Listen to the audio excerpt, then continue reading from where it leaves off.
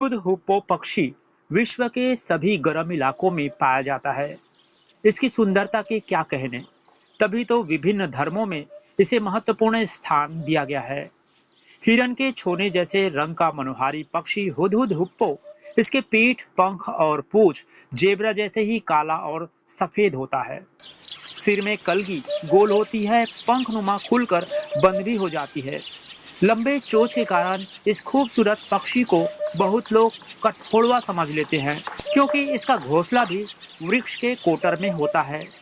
हुदहुद शर्मीला पक्षी नहीं है। मनुष्यों के करीब आना इन्हें पसंद है, पर इसे पालतू नहीं बनाया जा सकता।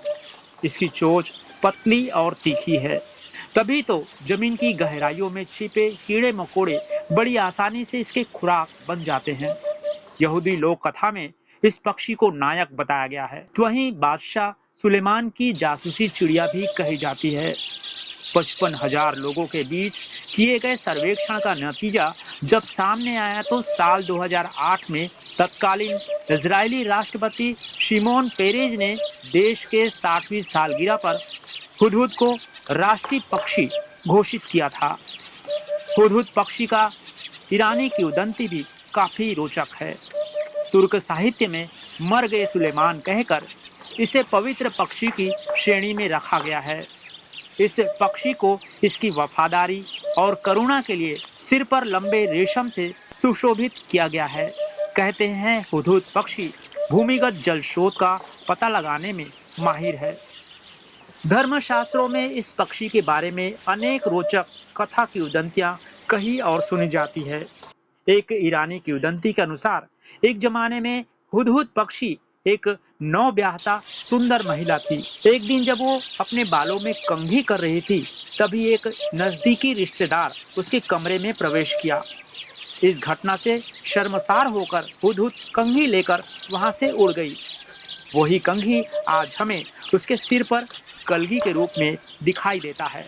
कहते हैं एक बार बादशाह सुलेमान को इस पक्षी ने मलिका बिल्किस के बारे में महत्वपूर्ण खबर पहुंचाने का कार्य किया था।